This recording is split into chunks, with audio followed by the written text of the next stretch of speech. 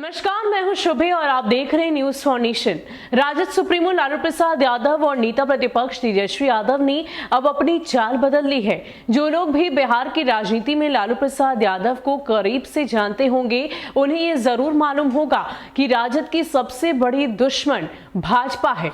लेकिन चुनाव के बाद से अगर देखा जाए तो भाजपा पर कम हमलावर होते हुए, चाहे हम बात करें देश के प्रधानमंत्री नरेंद्र मोदी या फिर गृह मंत्री अमित शाह की, इन दोनों पर राजद की तरफ से कम हमले किए जाते हैं।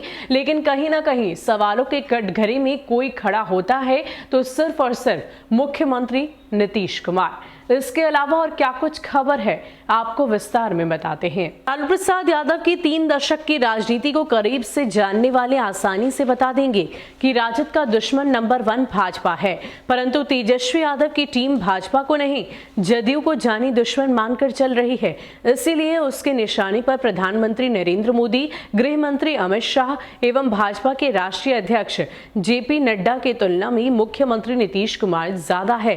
तेजस्वी यादव समेत लालू परिवार के बयान बता रहे हैं कि विधानसभा चुनाव में सबसे बड़ी पार्टी बनने और सत्ता प्राप्त करने से चूक जाने के बाद राजद ने अपनी चाल में तब्दीली कर ली है। नीतीश कुमार के नेतृत्व में राजद की नई सरकार बनने के कुछ दिन बाद तब सब यथावत चल रहा था। भाजपा और जदयू के बीच खटपट का इंतजार किया जा रहा था। ये वो दौर था जब रांची रिम्स में इलाज कराते हुए लालू प्रसाद अपने मिशन में जुटे थे और उन्हें लग रहा था कि उनके प्रयासों से महागठबंधन को सत्ता में वापसी का मौका मिल सकता है। किंतु करीब महीने भर की कोशिशों के बाद उन्हें नाकामयाबी मिली तो लालू और तेजस्वी समेत राजद के तमाम नेता पुराने पैटर्न पर लौट आए। नीतीश कुमार पर हमले शुरू कर दिए। प्रवक्ताओं को भी उसी लाइन पर आगे निर्देश दे दिया गया। राजनीतिक विश्लेषक का कहना है कि राजनीतिक प्रतिद्वंदियों की रैंकिंग बदलने के पीछे का मकसद साफ है। तेजस्वी यादव को एहसास है कि नीतीश कुमार के प्रभारी रहते हुए सत्ता में उनकी वापसी बेहद मुश्किल है। बिहार की राजनीति से जदयू का अगर सफाया हो गया तो उसका सीधा फायदा राजद को मिलेगा। तब बिहार में 2 ही दलों भाजपा और राजद के बीच मुकाबला होगा। आर पार की लड़ाई में तीसरे के लिए कोई गुंजाइश नहीं बचेगी। पिछले 15 वर्षों से नीतीश कुमार बिहार में तीसरा कोण बनाते नजर आ रहे हैं, जिसका ज्यादा नुकसान राजद को हो रहा है। भाजपा से जदयू के गठबंधन के कारण राजद अपने परंपरागत वोट बैंक के प्रति भी आश्वस्त है।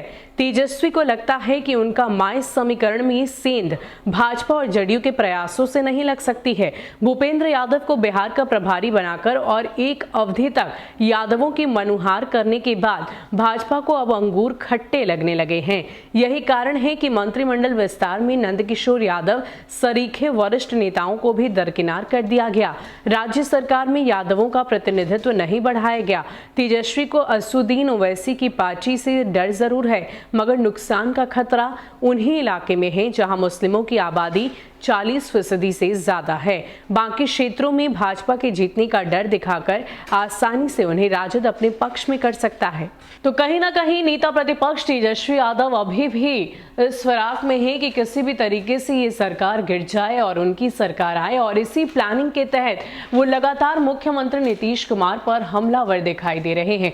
हालांकि बिहार की राजनीति को करीब से जानने वाले यही कहते हैं कि लालू प्रसाद यादव और उनकी पार्टी का सबसे अहम और बड़ा दुश्मन कोई है तो वो भाजपा है। लेकिन आप अगर तेजस्वी यादव और पूरी लालू फैमिली के सोशल मीडिया को खंगाले तो आपको साफ दिखाई दे देगा कि किस तरीके से मुख्यमंत्री नीतीश कुमार सवालों के कटघरे में खड़े होते नजर आते हैं। उनसे कई सारे सवाल पूछे जाते हैं और सवालों का जवाब तो मांगा ही जाता है, और साथ ही साथ बिहार सरकार की हर छोटी बड़ी नाकामियों को दिखाने की कोशिश उनकी तरफ से की जाती है। फिलहाल के लिए इतना ही। ऐसे ही अपडेट्स के लिए आप हमारे साथ बने रहिए और देखते रहिए न्यूज फॉर नेशन। नमस्कार।